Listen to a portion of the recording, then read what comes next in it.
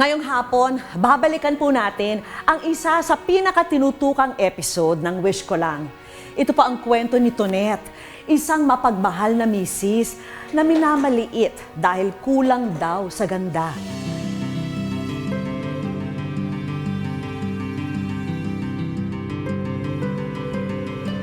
Mahal, sa kabila ng itsura ko, minahal mo pa rin ako.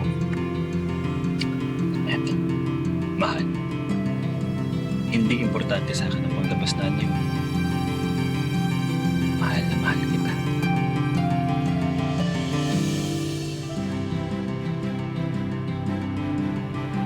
Dahil sa kanyang panlabas na anyo, hindi inasahan ni Tonet na magkakaroon siya ng isang tila literal na fairy tale na love story. Na in love sa kanya ang gwapong si Ivan. Pero isang araw, lalabas ang tunay na ugali ni Ivan at ang tunay nitong motibo sa pagpapakasal sa kanya. Beshi! Congratulations, Beshi! I'm so happy for you. Finally. Salamat. Ganda-ganda mo! Sobrang swerte ko kay Ivan. Delicious. Sige, iwan ko na kayo. Mahal. Nga pala si Nanay kasi pinalayas na dun sa narerentahan nila na bahay. Kainin mo yan. Eh wala na silang tutuluyan. Since kasal na rin naman tayo, di ba yung bahay mo sa atin na namang dalawa? Gusto ko sana sa atin na sila tumire. Okay lang ba yun?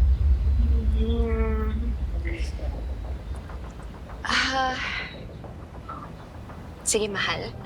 Kung wala na talaga silang matutuluyan, sige, sabihin mo na okay lang sa akin. Oo naman, nasabi ko na. Sa totoo lang, dala na rin nila yung mga gamit nila eh. Ay, talaga? salamat.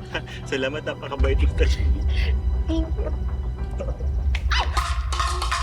Ay, pasensya na po. Hoy! Ano bang problema mo? Dinadabugan mo ba kami, ha? Tunet? Ay, pasensya na po. Nagmamadali po kasi ako. Nay, paring napagluto ko na po kayo ng almusal. Sus! Hindi ako naniniwala dyan, Nay.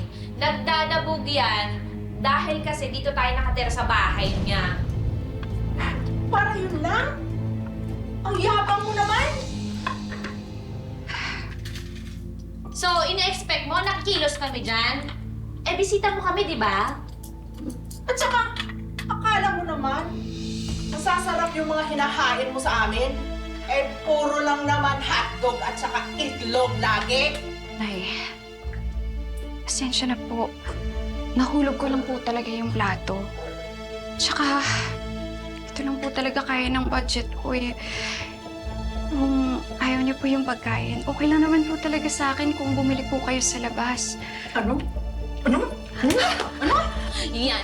Yan, Nay, tama yan. Dapat lang yan dyan sa pangit na yan. Akala mo kung sino ka, ha? Nay! Ate, ano ba? Bakit niyo inaway si Tonet? Eh, kasi naman yung asawa mo napakayabang. At saka, dapat nga magpasalamat sa amin yung asawa mo na yan. Kasi pumayag kami na siya ang pakasalan mo. Sinabi ng tama na eh! Ewan ko sa'yo.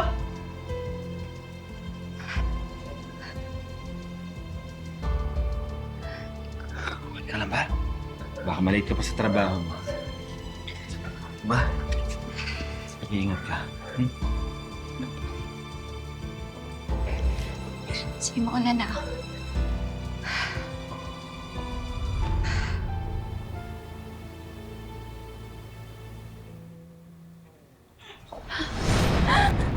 Mahal?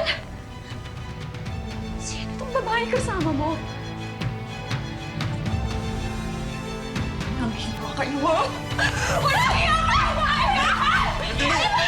Christy! Tonet! Tonet! Tama na! Tama na! Tama! Tonet! Christy, tama na! Tama na! Christy! Christy, tama na! Tama na! Hindi ko kasalanan na pangit ka, kaya ako ang pinipili ng asawa mo! Magpapalit ka ng mukha para hindi ka pinagpapalit sa magagandang katulad ko, okay?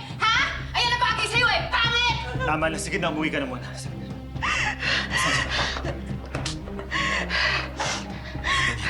Okay lang. Wilbur, malaya ka! Ano mo nagawa sa akin to?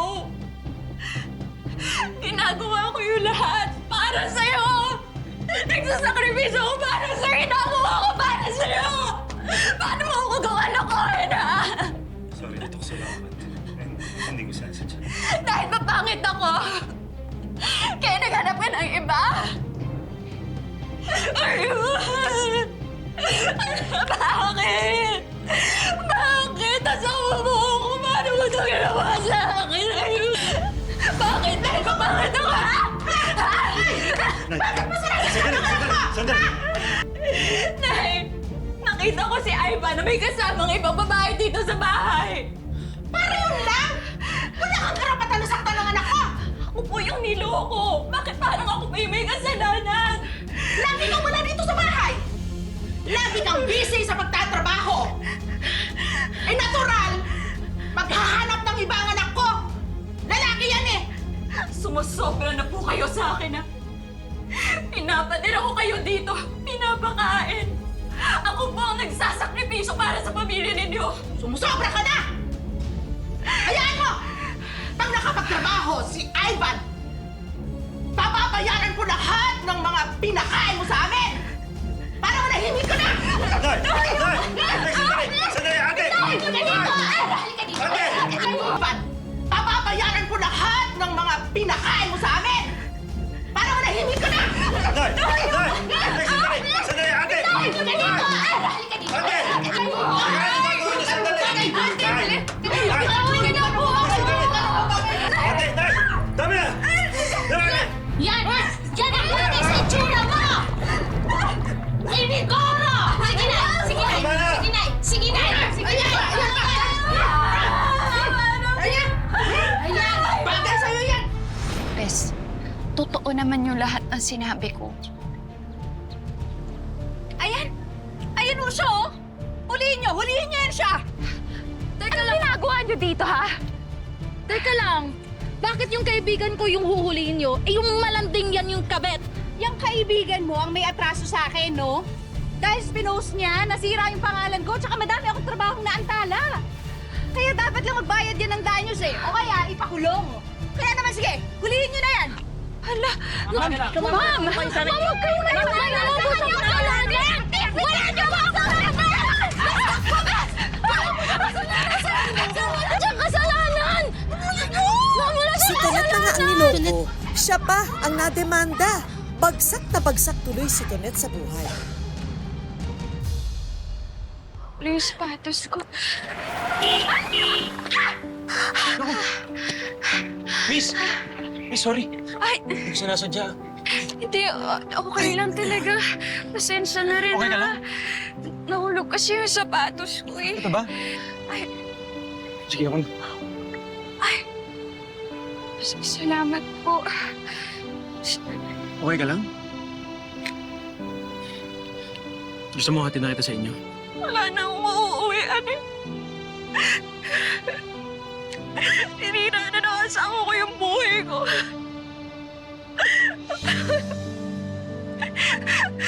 Pasensya ka na. Hindi. O sige. Halika, sumama ka muna sa akin. Tara.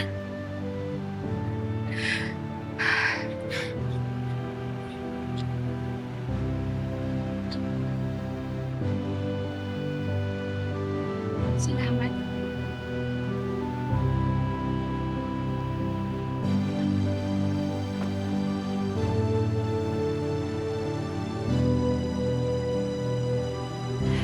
Grabe pala yung ginawa sa'yo ng pamilya ng asawa mo.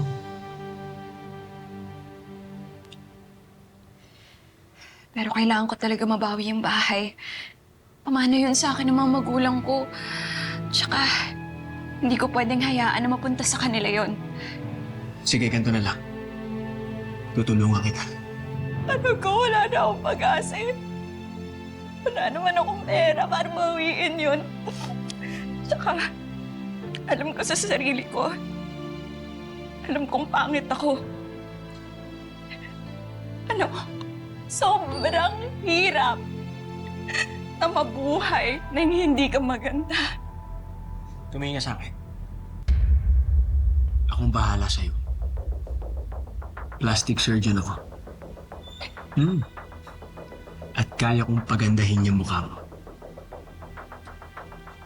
Tutulungan kita.